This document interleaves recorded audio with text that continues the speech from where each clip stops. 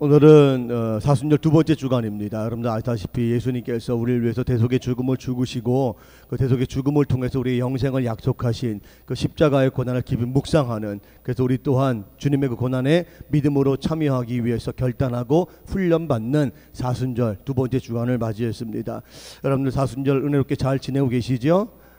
경건의 삶을 살아가는 데 있어서 힘쓰고 계시죠?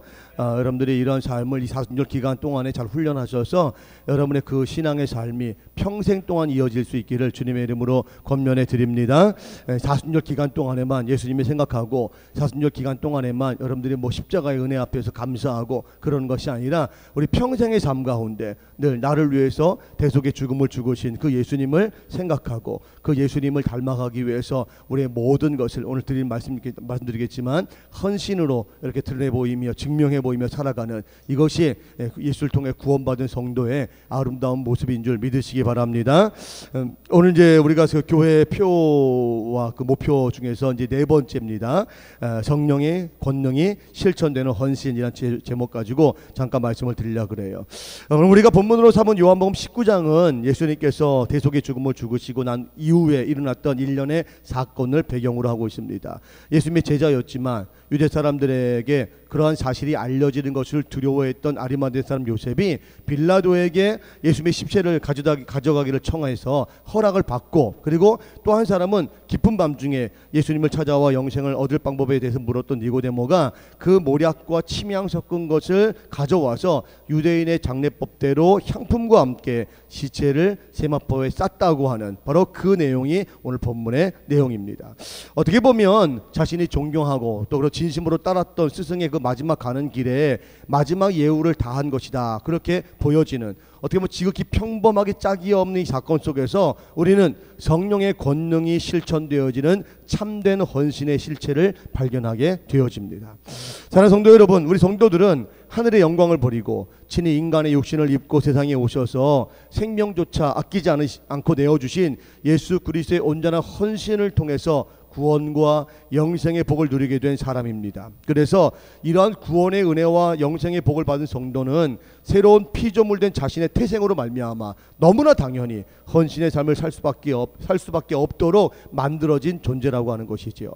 십자가의 은총을 통해서 구원받은 존재라고 말은 그렇게 고백하면서도 자신의 삶 가운데 어떤 주 예수 그리스도를 향한 헌신이 보이지 않는다. 그런 사람은 자신이 어떤 존재인지를 전혀 모르는 사람이거나 아니면 십자가의 도를 부정하는 거짓말쟁이가 되고 마는 것입니다. 성도에게 있어서 자신의 생명조차도 아까워하지 않고 헌신할 수 있는 믿음의 결단과 행동은 너무나 자연스러운 특권이 되어야 하는 것입니다. 그런데 오늘날 교회 안에서 헌신이라는 이름으로 그 행해지는 모든 신앙의 행위들은 오히려 헌신의 의미를 퇴색시키고 또 헌신을 통해 얻을 수 있는 모든 영적 유익을 가로막는 원인이 되고 있습니다. 우리가 인정하든 인정하지 않든 오늘날 교회 안에서 보여지는 대부분의 헌신은 구원의 은혜와 영생의 복에 대한 당연한 감사와 기쁨의 표현이 아닌 의무로서의 헌신이나 아니면 축복을 거래하는 조건부 헌신으로 변질되고 말았습니다. 이런 헌신은 자기 만족은 될 수 있을지 모르겠지만 하나님의 나라에서는 인정받지 못합니다. 이런 헌신은 사람들에게서 칭찬을 받을 수 있을지 모르겠지만 주님으로부터는 그 어떤 인정도 받을 수가 없습니다.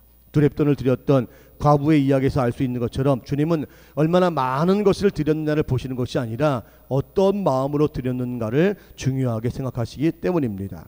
사랑하는 성도 여러분, 우리 성도들은 성도란 이름으로 살아가는 동안 어차피 주님을 위해서 자신을 희생하기로, 자신을 헌신하기로, 또 충성하기로 작정한 삶을 살아가는 사람들입니다. 이왕 그렇게 부름받았고 이왕 그래서 그런 이름으로 살아가게 되어졌다면 여러분 모두가 다 여러분의 삶이 부끄러움이 없는, 후회함이 없는 헌신의 삶을 살아갈 수 있기를 바랍니다.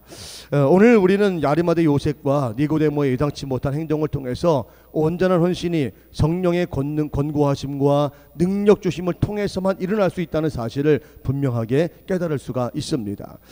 사랑하는 성도 여러분, 헌신이 무엇입니까? 이렇게 그러면 정의를 한번 내려보라 그렇게 질문을 하면 아무도 대답을 하지 않을 겁니다. 나름대로 머릿속에 뭔가 이렇게 생각을 하고 계시겠지만 딱 부러지게 헌신이 이것이다 이렇게 정의를 내리기는 쉽지 않을 겁니다. 여러 가지로 정의할 수 있기 때문에 그렇죠. 그런데 제가 헌신에 관련된 여러 가지 글을 읽다가 여러분과 좀 나누고 싶은 글이 있어서 하나 소개를 하려고 합니다.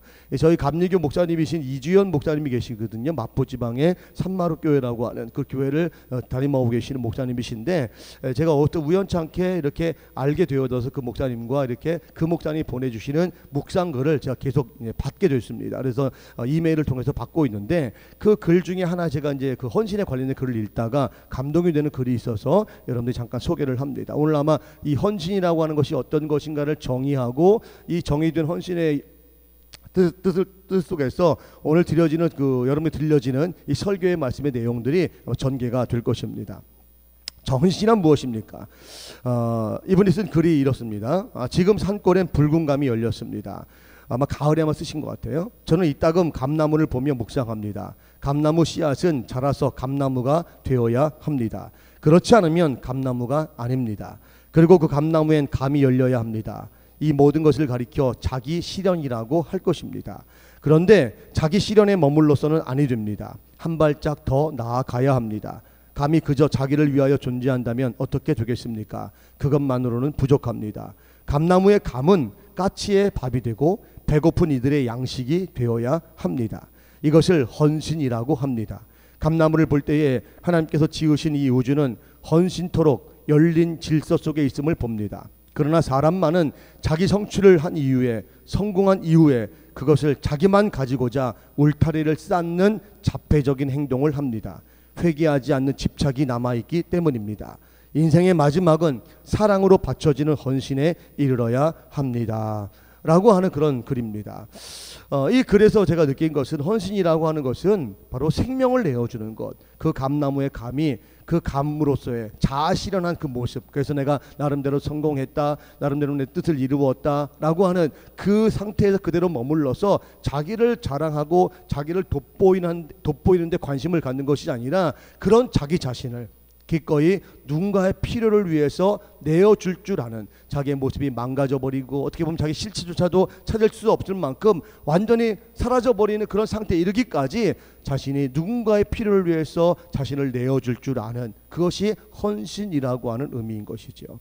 그런데 사람만이 어떤 성공을 이루면, 어떤 자아실현을 이루면 거기에 울타리를 치고 그 자아실현을 통해서 얻을 수 있는 모든 영화와 모든 기쁨과 모든 만족 속에서 그냥 머물러 살아가기를 좋아하는 존재가 바로 사람이라는 거예요. 하나님 우주 만물을 창조하시고 온 우주 만물의 질서가 기꺼이 자신을 내어줄 줄 아는 헌신에까지 이르도록 그렇게 창조를 하셨는데, 하나님의 형상을 닮아 지음받은 사람만이, 만물의 영장이라고 하는 사람만이 오로지 자기 자신의 인생의 목적만을 위해 살아가는, 자신의 만족만을 위해 살아가는 변질된 모습이 되었다고 하는 신랄한 비판인 것이죠. 우리의 구주이신 예수님께서 당신의 생명을 내어주시는 온전한 헌신을 통해 헌신의 본을 보여주신 것처럼 진정한 헌신은 자신의 생명까지 내어줄 수 있는 그 사랑을 반드시 포함하고 있어야 합니다. 사랑하는 성도 여러분, 오늘 본문에 등장하는 두 사람, 아리마대 요셉과 니고데모는 생명을 내어주신 예수님의 온전한 헌신에 감화된 성도가 어떻게 헌신의 삶을 실천해야 하는지에 대해서 모범적인 해답을 우리에게 제시해주고 있습니다. 오늘 주시는 말씀을 통해 우리 사랑하는 보떡 성도들이 말로만의 헌신이 아닌, 체면만의 헌신이 아닌, 자기 만족만의 헌신이 아닌 생명을 내어주는 헌신의 모범으로 세워질 수 있기를 주님의 이름으로 축원해 드립니다. 첫 번째, 그러면 온전한 헌신은 무엇인가? 그것은 자발적이어야 한다는 것입니다. 2014년도, 그러니까 재작년이죠. 2014년도 서울에서 세계 수학자 대회가 열렸던 적이 있었습니다. 영어와 더불어서 한국에서 가장 중요하게 취급되는 과목이 바로 수학이죠. 저도 수학이 중요한 과목이긴 하지만 별로 좋아하지는 않습니다. 제가 다른 과목은 다 잘했는데 수학은 아주 제가 못했어요. 젬병이었어요. 그래서 제가 더 높은 그 학력고사였죠. 그때 그 당시에 시험 점수를 얻을 수 있어도 불구하고 그 모든 시험 점수를 다 깎아먹었던 게 바로 수학이었습니다. 수학 정말 싫었습니다. 지금도 저는 숫자에 대한 알레르기를 가질 정도로 숫자를 별로 안 좋아해요. 근데 이 수학이 너무 중요한 과목이기 때문에 많은 학생과 학부모들이 이 대회에 관심을 가지고 많은 학생들이 여기 참여를 했습니다. 한국 사람들도 과연 우리 대한민국 학생들의 수학 수준이 얼마큼 될까 궁금해했습니다. 65개국을 대상으로 하는 조사에서 그 국제학업 성취도를 평가를 했는데 그때 한국 학생들의 수학 평균 점수가 몇 등이었을 것 같아요, 여러분들? 세계 1위였습니다. 네. 우리는 너무 당연한 것 같아서 놀라지도 않아요. 네. 세계 1위였습니다. 세계 1위. 옥스퍼드 수학과의 김민현, 우리나라 교수인데 옥스퍼드에서 수학을 가르치는 김민현 교수가 이런 말을 했습니다. 한국의 수포자들, 여기 수포자들 몇 명 있죠? 수학을 포기한 자, 수포자. 한국의 수포자들이 미국의 우수한 학생들보다 수학 실력이 뛰어나다. 예, 그럴 정도로. 그러니까 우리 학생들 희망을 가지고 미국으로 가세요. 그러면 거기서 우등생이 되는 거예요. 수학 우등생. 그럴 정도로 우리나라 우리 학생들의 수학 수준이 굉장히 높다는 거예요.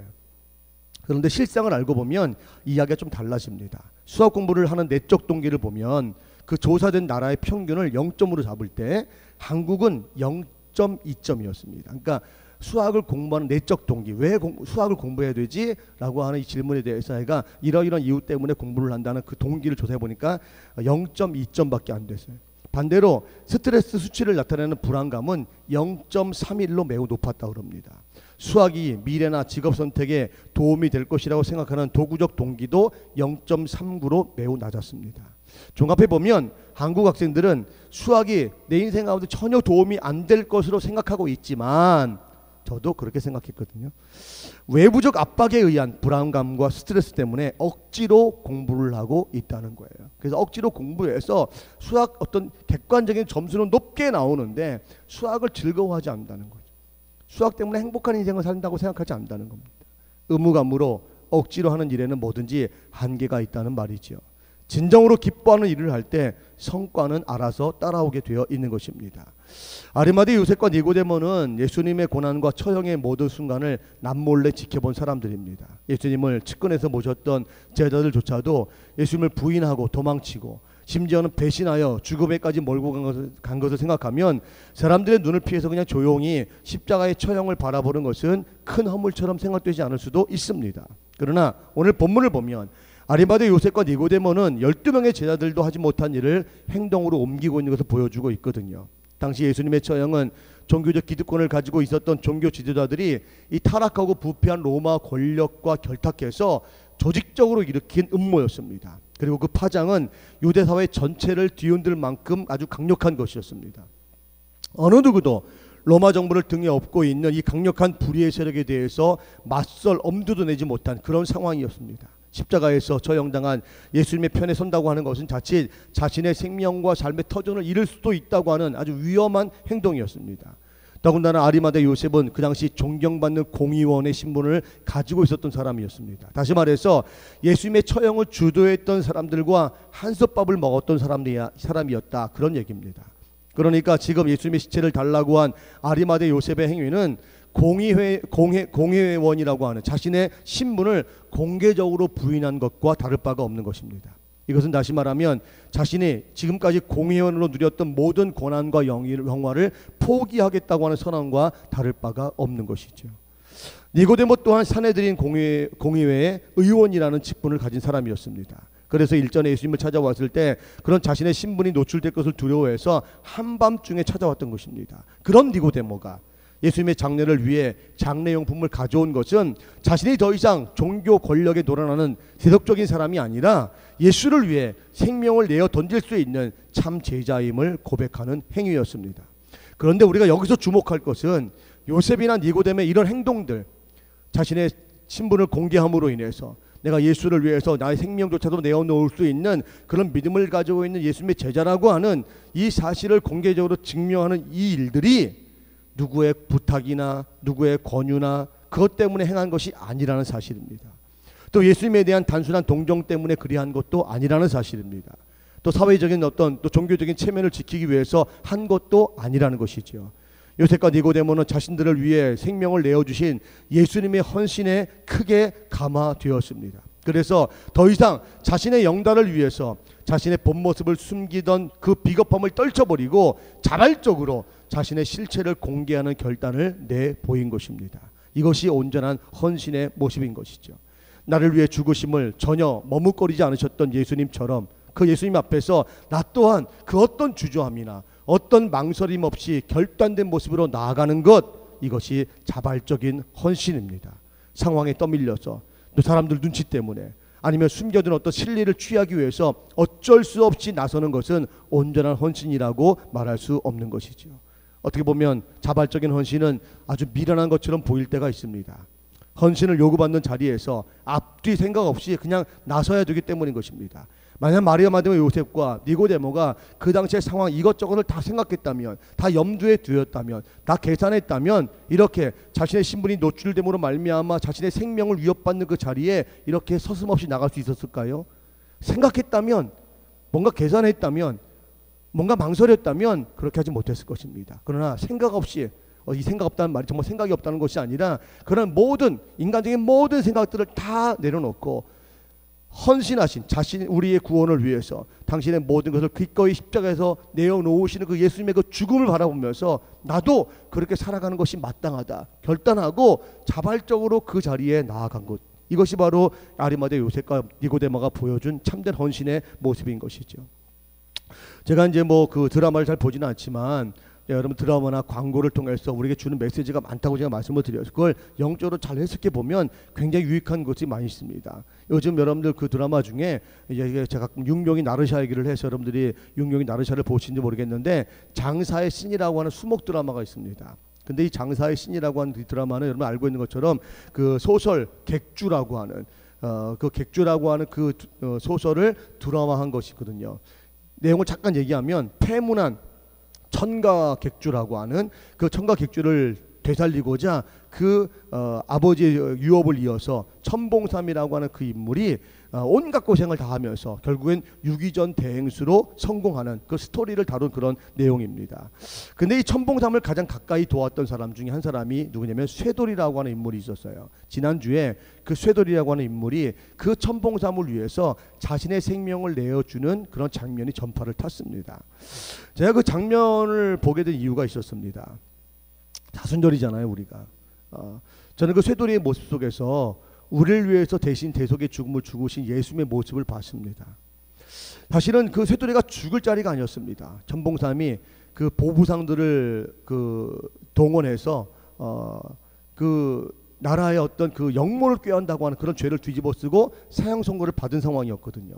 그래서 이미 그 나라에서는 천봉삼을 죽이기로 결정을 하고 사형 집행일을 결정을 했는데 그 자리에 누군가 대신 갈 수 있다면 천봉삼을 살려줄 수 있다고 하는 그 얘기를 듣고 그 쇠돌이가 기꺼이 나섭니다. 뭐 조금도 주저하지 않습니다. 여러분 다 자기 생명 귀하지 않습니까? 하나밖에 없는 생명입니다. 그런데 그 자기 생명을 아무런 죄도 짓지 않은 자기가 그 자기의 동생 같기도 하고 또 자기의 주인으로 섬겼던 그 천봉삼이를 위해서 자신의 생명을 기꺼이 내어놓습니다. 그때 그 거래를 하면서 그런 얘기합니다. 누구든 사람들은 자기 목에 올가미가 걸려지면 그 순간, 마지막 순간, 처음에 다 할 수 있다고 말하다가도 그 마지막 순간에는 죽음이 코앞에 다가오면 나는 천봉삼이 아니다, 다 그렇게 얘기할 수밖에 없는 다 그런 심성을 가지고 있다. 당신이 그걸 할 수 있겠느냐? 그러자 그 쇠돌이가 이렇게 말합니다. 나는 죽음의 순간까지도 내가 천봉삼임을 고백하고 죽겠습니다. 그리고 정말 그 마지막 그 처형 장면에서 당신이 천봉삼이냐 그렇게 물었을 때 내가 천봉삼이다 얘기하고 그 마지막 자기 목에 올가미가 걸려지는 그 순간까지 흔들림이 없이 그 죽음을 당당히 맞이하는 그 모습을 봤습니다. 제가 그 모습은 눈물이 확 쏟아지더라고요. 눈물이 드라마긴 하지만 그 모습 속에서 우리 예수님의 모습을 봤습니다. 그리고 또 한편 나는 과연 우리 예수님을 위해서 우리 예수님께서 원하신다면, 아니 그렇게 헌신이 요구되는 자리에 간다면 내가 저 주저함이 없이 자발적으로 내 하나밖에 없는 생명을 내어놓을 수 있을 만큼의 믿음을 가지고 있는가, 제 자신을 돌아보는 그런 시간을 가졌습니다. 사랑하는 성도 여러분, 여러분들은 어떻습니까? 주님께서 여러분들에게 헌신을 요구하시는 그 자리에, 어떻게 보면 생명을 요구하시는 그 자리에 여러분들이 서게 되어졌을 때 여러분 주저함 없이 자발적으로 내가 주님을 위해서라면 내 하나밖에 없는 생명조차도 기꺼이 내어놓을 수가 있습니다. 그렇게 여러분들이 계산하지 아니하고 당당하게 나설 수 있는 그런 헌신의 모습을 가지고 있습니까? 온전한 헌신은 등 떠밀려 하는 것이 아닙니다.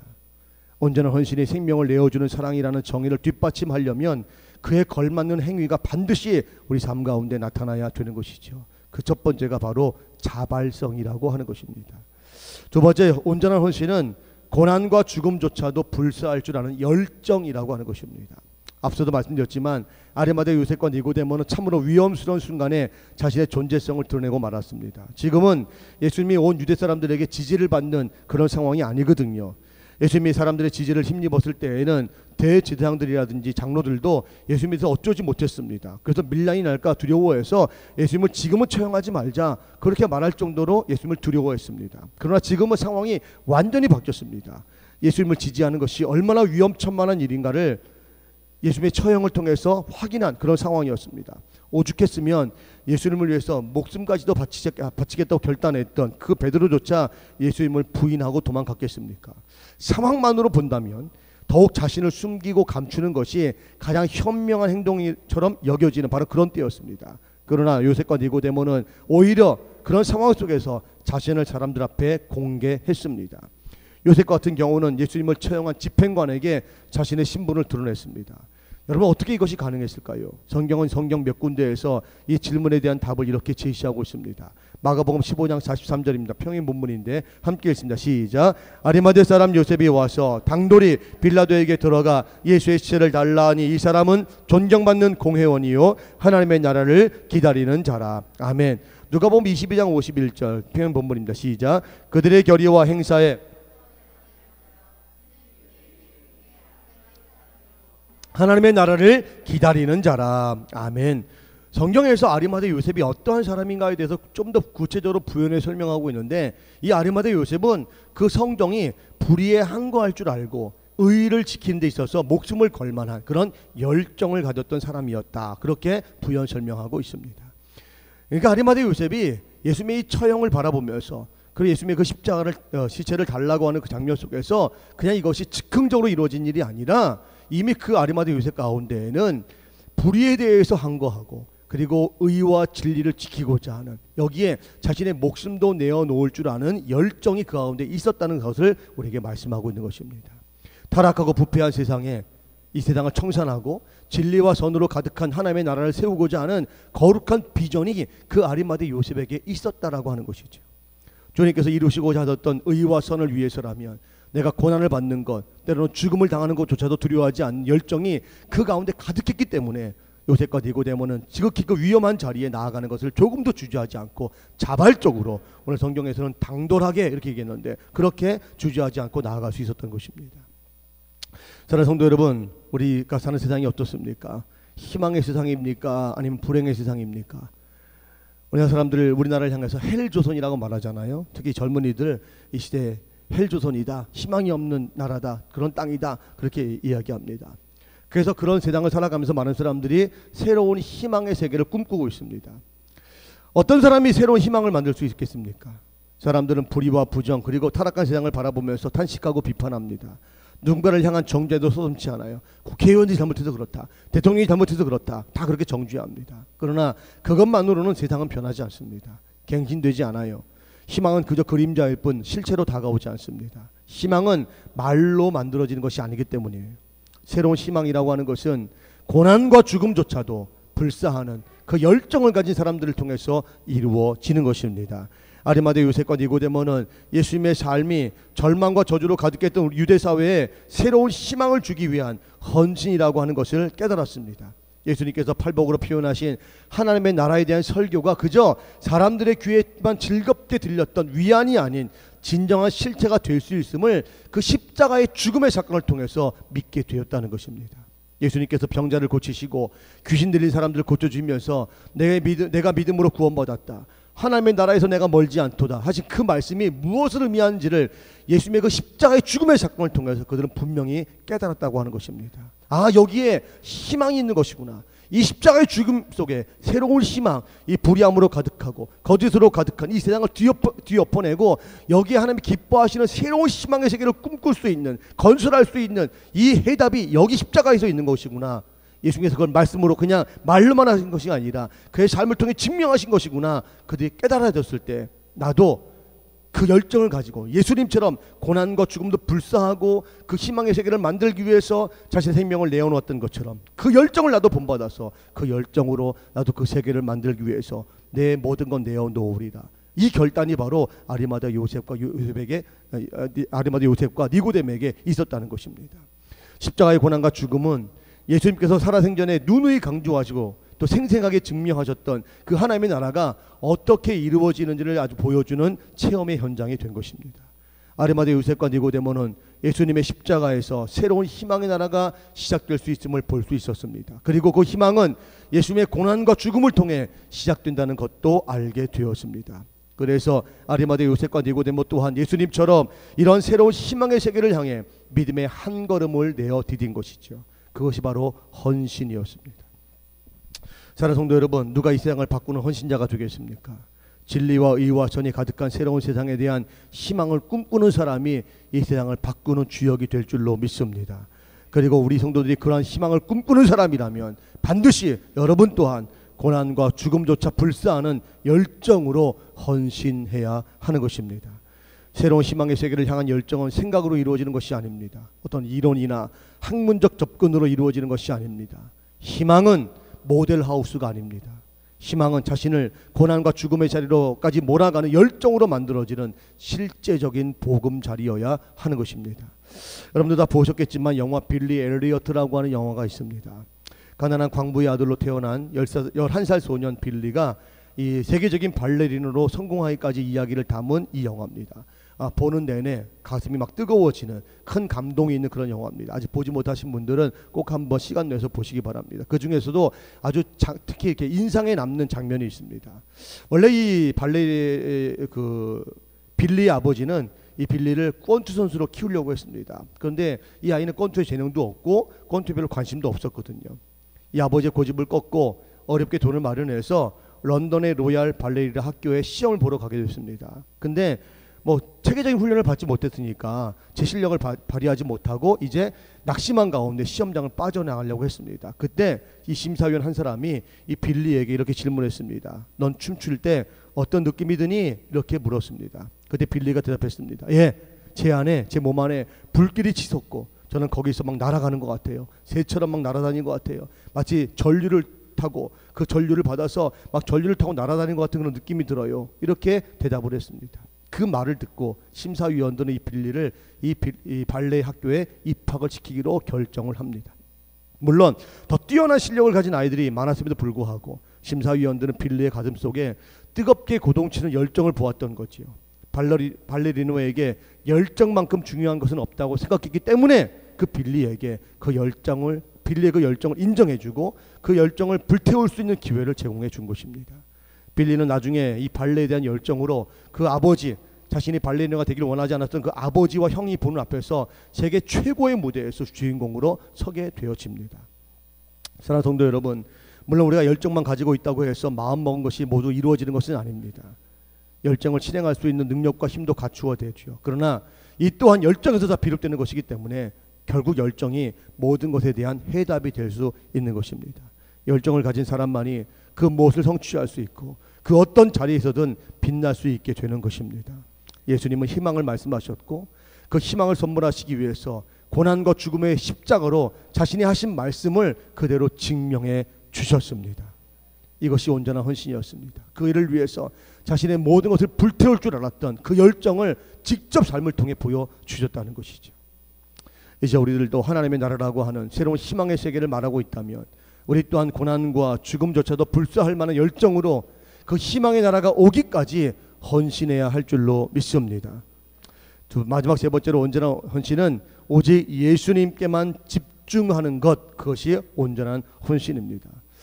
어떤 신학생이 목사님에게 찾아와서 이렇게 물었습니다.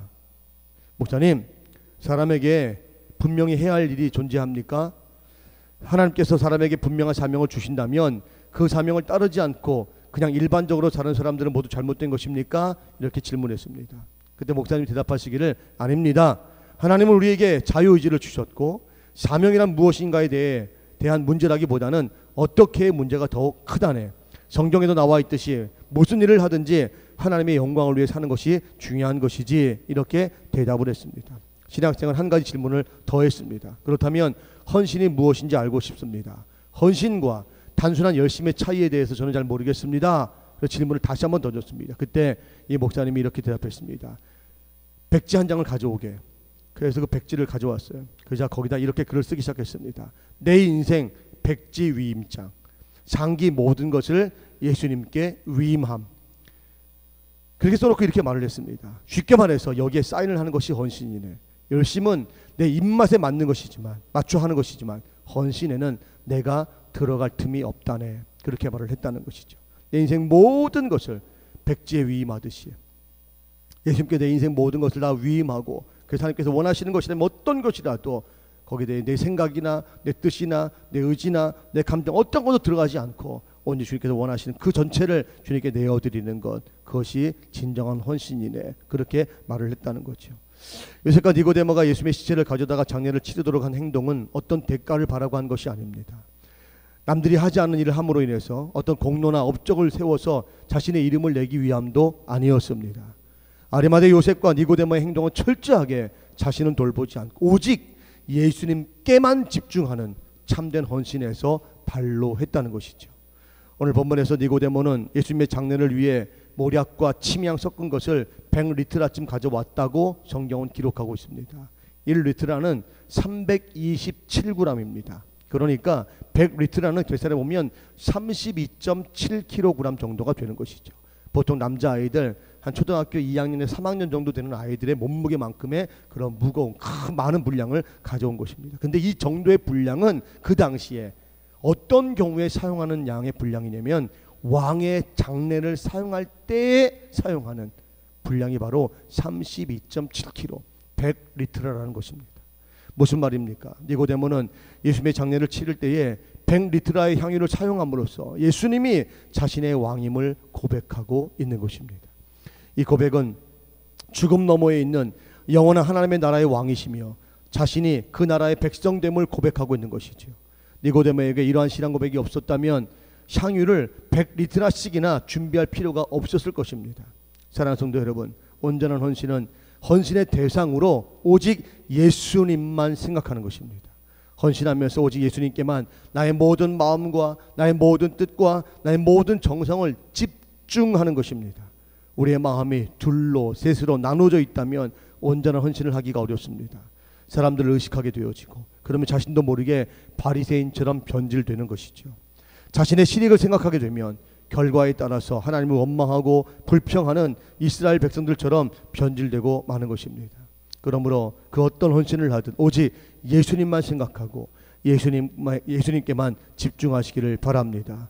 그럼 우리 주님께서도 우리만 생각하시고 우리에게만 집중해 주실 것입니다. 유기성 목사님의 설교, 여러분 다 아시죠? 유기성 목사님의 설교 중에서 은혜 받은 말씀이 있어서 잠깐 소개를 합니다. 이건 유기성 목사님이 하신 설교를 그대로 제가 옮긴 겁니다.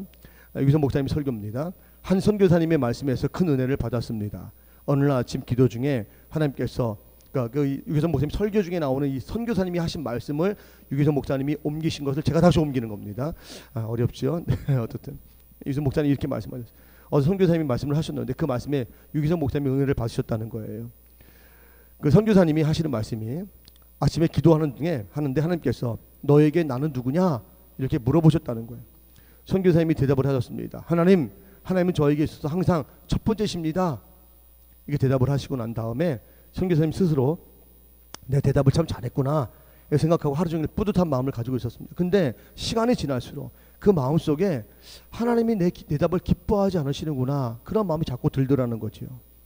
그래서 하루 종일 고민하다가 다시 질문을 했다는 거예요.